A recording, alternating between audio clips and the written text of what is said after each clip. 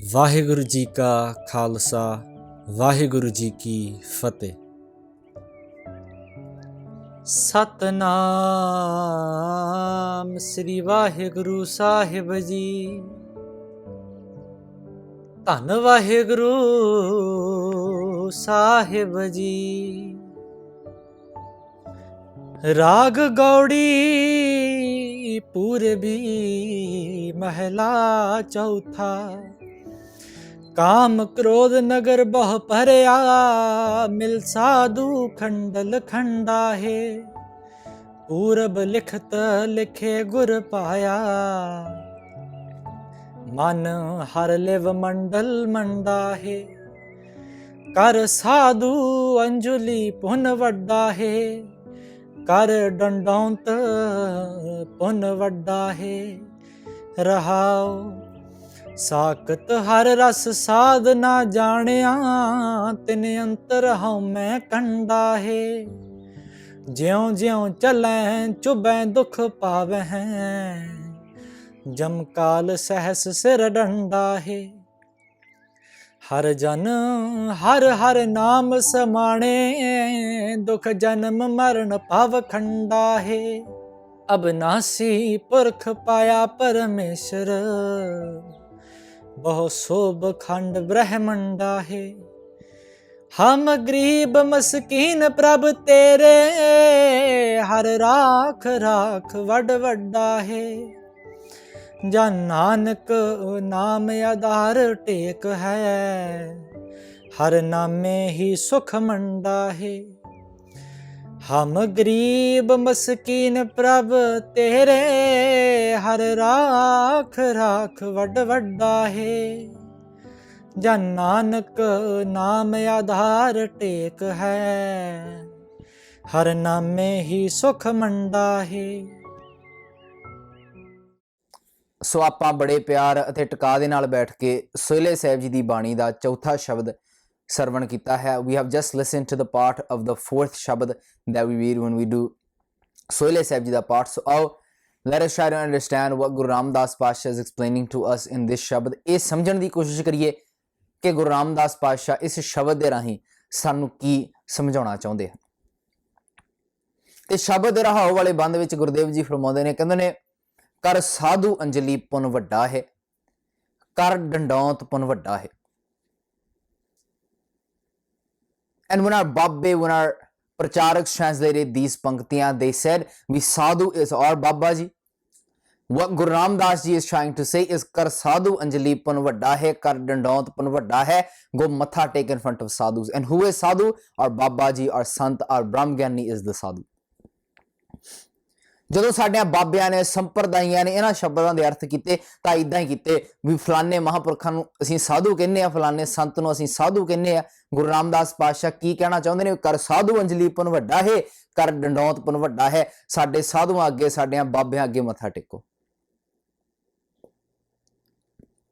But they cannot even find one reference in our Guru Pasha's time where someone was called sadhu, where someone was called sant, where someone was called Brahmgyani.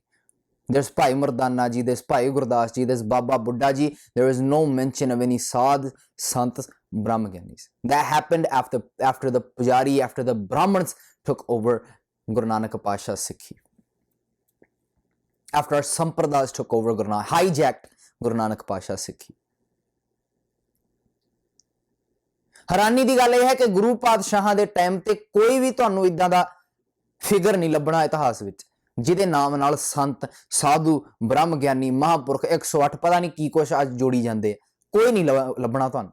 Bhai Daya Singh ji, ਭਾਈ ਧਰਮ ਸਿੰਘ ਜੀ, ਬਾਬਾ ਅਜੀਤ ਸਿੰਘ ਜੀ, ਬਾਬਾ ਜੋਰਾਵਰ ਸਿੰਘ ਜੀ, ਬਾਬਾ ਫਤਿਹ ਸਿੰਘ ਜੀ, ਬਾਬਾ ਜੁਝਾਰ ਸਿੰਘ ਜੀ, ਕੋਈ ਸਾਧੂ ਸੰਤ। ਸਾਰੇ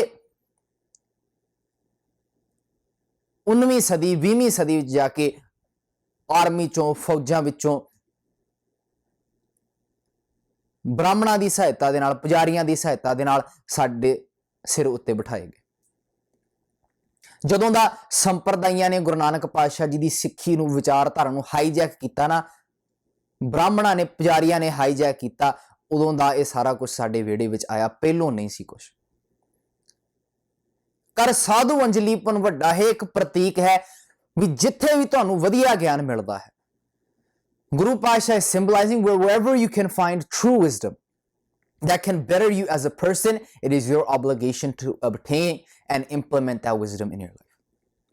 ਵੀ ਜਿੱਥੋਂ ਵੀ ਵਧੀਆ ਗਿਆਨ ਤੁਹਾਨੂੰ ਮਿਲੇ, ਸੱਚਾ ਗਿਆਨ ਤੁਹਾਨੂੰ ਮਿਲੇ, ਜਿਹੜਾ ਤੁਸੀਂ ਜ਼ਿੰਦਗੀ ਵਿੱਚ ਲਾਗੂ ਕਰਕੇ ਜ਼ਿੰਦਗੀ ਨੂੰ ਸਹੀ ਰਸਤੇ ਤੇ ਤੋਰ ਸਕਦੇ ਹੋ, ਤੁਹਾਡੀ ਜ਼ਿੰਮੇਵਾਰੀ ਹੈ, ਤੁਹਾਡਾ ਫਰਜ਼ ਬਣਦਾ ਹੈ ਕਿ ਤੁਸੀਂ ਉਸ ਗਿਆਨ ਨੂੰ ਲਾਗੂ ਕਰੋ। People ask me, why did Guru Nanak Pasha bring Bhagat Kabir Ji's Bani, the Bhagatas Bani, and give them an equal status with the Guru Pashas? ਲੋਕੀ ਸਵਾਲ ਕਰਦੇ ਨੇ ਵੀ ਗੁਰੂ ਸਾਹਿਬ ਨੇ ਭਗਤਾਂ ਦੀ ਬਾਣੀ ਕਿਉਂ ਇਕੱਠੀ ਕੀਤੀ? ਆ ਨੁਕਤਾ ਸਾਨੂੰ ਦੇਣ ਵਾਸਤੇ ਇਕੱਠੀ ਕੀਤੀ ਵੀ ਜਿੱਥੇ ਵੀ ਤੁਹਾਨੂੰ ਵਧੀਆ ਗਿਆਨ ਮਿਲੇ ਨਾ, this is the reason wherever you find true wisdom, go and obtain that wisdom. ਜਿੱਥੋਂ ਵੀ ਵਧੀਆ ਗਿਆਨ ਮਿਲੇ ਨਾ, ਤੁਹਾਡੀ ਜ਼ਿੰਮੇਵਾਰੀ ਹੈ, ਤੁਹਾਡਾ ਫਰਜ਼ ਬਣਦਾ, ਜੇ ਸੱਚੀ ਸਿੱਖ ਹੋ ਤੁਸੀਂ ਤਾਂ ਉਸ ਗਿਆਨ ਨੂੰ ਜ਼ਿੰਦਗੀ ਵਿੱਚ ਲਾਗੂ ਕਰੋ। ਕਰ ਸਾਧੂ ਅੰਜਲੀ ਪੁੰਨ ਵੱਡਾ ਹੈ, ਇਹ ਸਭ ਤੋਂ ਵੱਡਾ ਪੁੰਨ ਹੈ। ਕਰ ਡੰਡੌਤ, ਸੱਚੇ ਗਿਆਨ ਨੂੰ ਜ਼ਿੰਦਗੀ ਵਿੱਚ ਲਾਗੂ ਕਰਨਾ ਸਭ ਤੋਂ ਵੱਡਾ ਪੁੰਨ ਹੈ।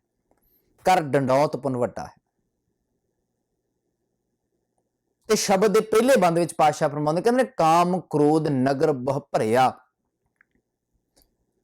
ਮਿਲ ਸਾਧੂ ਖੰਡਲ ਖੰਡਾ ਹੈ। This body is my mind is being controlled by the 5 vices. ਕਹਿੰਦੇ ਨੇ ਇਹਨਾਂ ਵਕਾਰਾਂ ਨੇ ਮੇਰੇ ਦਿਮਾਗ ਦੇ ਉੱਤੇ ਅਸਰ ਕੀਤਾ ਹੈ, ਇਹ ਮੈਨੂੰ ਕੰਟਰੋਲ ਕਰਦੇ ਨੇ।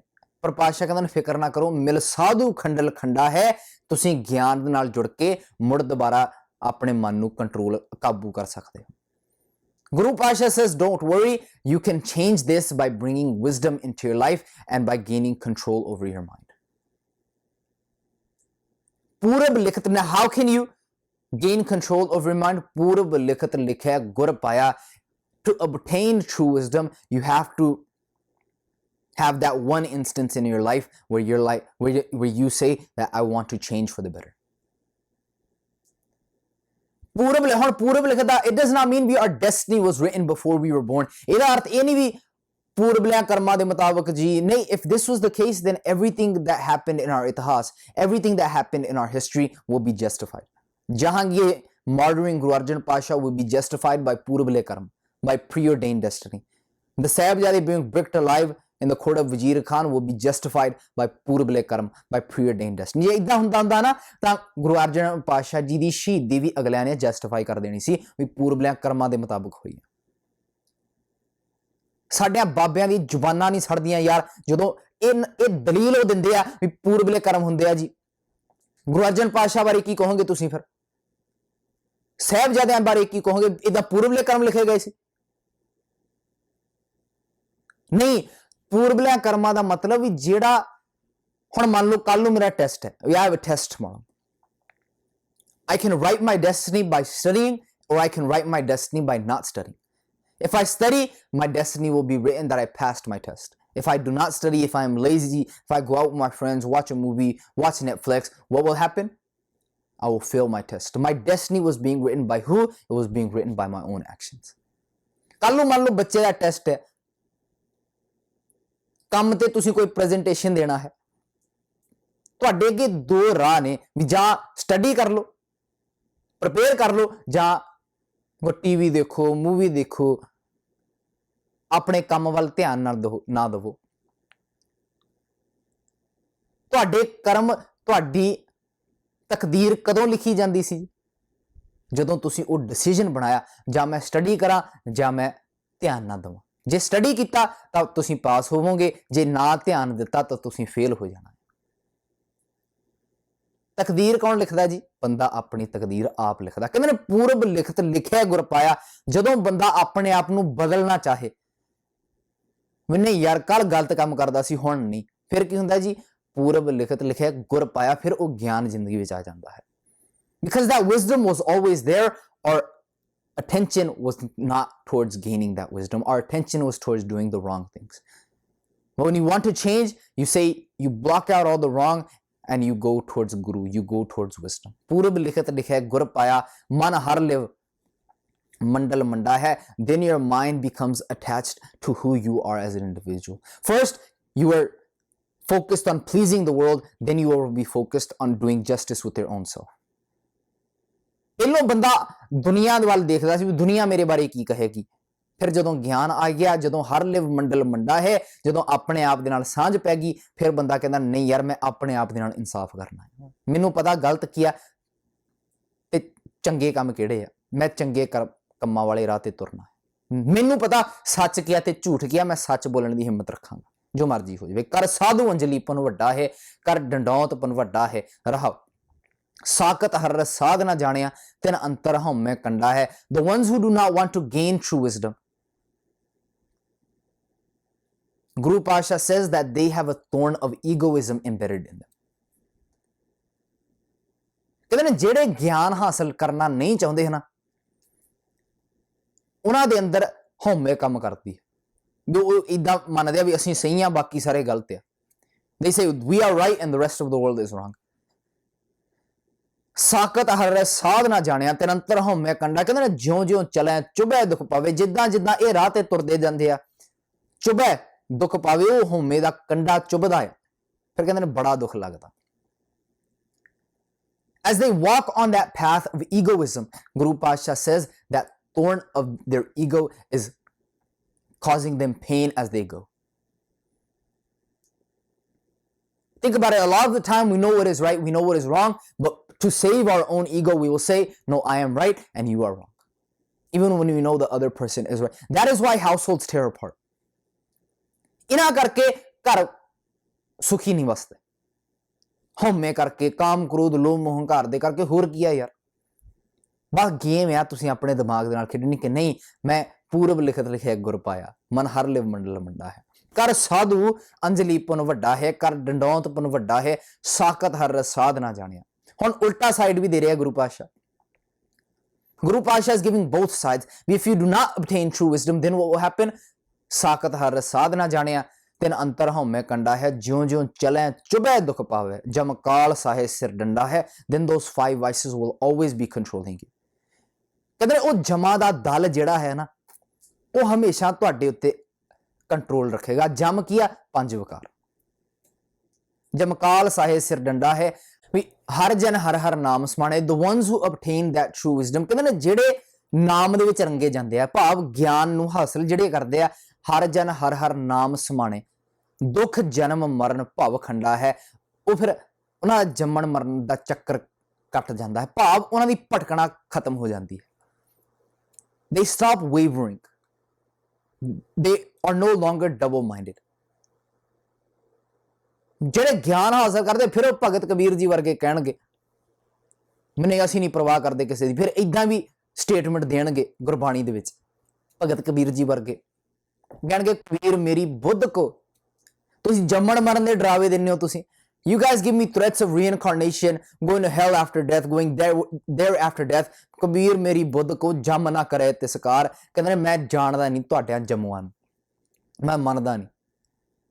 I do not believe in your threats. I do not hold faith in heaven. I do not hold faith in hell. I do not hold faith in messengers of death, reincarnation. ਮੇਰੀ ਬੁੱਧ ਕੋ ਨਾ ਜੰਮ ਨਾ ਕਰੇ ਤਿਸਕਾਰ। ਕਿਉਂ? ਕਿਉਂਕਿ ਜਿਨ ਇਹ ਜੰਮੂਆ ਸਿਰਜਿਆ ਸੋ ਜਪਿਆ ਪਰਵਦਗਾਰ। ਕਹਿੰਦੇ ਨੇ ਮੈਨੂੰ ਪਤਾ ਲੱਗ ਗਿਆ ਕਿ ਯਾਰ ਜੰਮਣ ਮਰਨਾ ਹੁਕਮ ਹੈ, ਭਾਣੇ ਆਵੇ ਜਾਏ। You cannot control when you will have to leave this world. Anything can happen, any instance can. That's why Guru Pasha said, hum aadmi hai kadami, no one knows, right? But as long as we are here, we can do something for the betterment of society. Har jan har har naam smane, but only those can contribute to society who obtain true wisdom. ਹਰ ਜਨ ਹਰ ਹਰ ਨਾਮ ਸਮਾਣੇ, ਦੁੱਖ ਜਨਮ ਮਰਨ ਭਵ ਖੰਡਾ ਹੈ। ਕਹਿੰਦੇ ਨੇ ਅਬਨਾਸੀ ਪੁਰਖ ਪਾਇਆ ਪਰਮੇਸ਼ਰ, ਬਹੁ ਸੋਭ ਖੰਡ ਬ੍ਰਹਮੰਡਾ ਹੈ।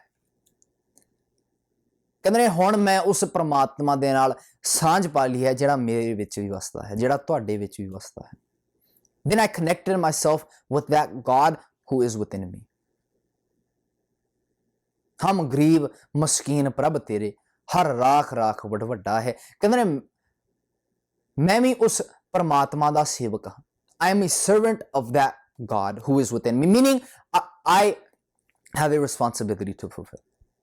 ਗੱਲ ਉੱਥੇ ਜਾ ਕੇ ਖੜਦੀ ਹੈ ਕਿ ਹਮ ਗਰੀਬ ਮਸਕੀਨ ਪ੍ਰਭ ਤੇਰੇ, ਹਰ ਰਾਖ ਰਾਖ ਵਡ ਵੱਡਾ ਹੈ। ਕੀ ਕਹਿਣਾ ਚਾਹੁੰਦੇ ਨੇ ਗੁਰੂ ਪਾਤਸ਼ਾਹ? ਵੀ ਯਾਰ ਮੈਂ ਵੀ ਉਹਦਾ ਰੂਪ ਹਾਂ, ਮੈਂ ਵੀ ਉਹਦਾ ਪਾਠ, ਮੈਂ ਵੀ ਸੇਵਕ ਹਾਂ। ਤੇ ਜੇ ਮੈਂ ਸੇਵਕ ਹਾਂ, ਮੇਰੀ ਜ਼ਿੰਮੇਵਾਰੀ ਕੀ ਬਣਦੀ ਹੈ? ਮੈਂ ਸੇਵਾ ਕਰਾਂ ਸਮਾਜ ਲਈ।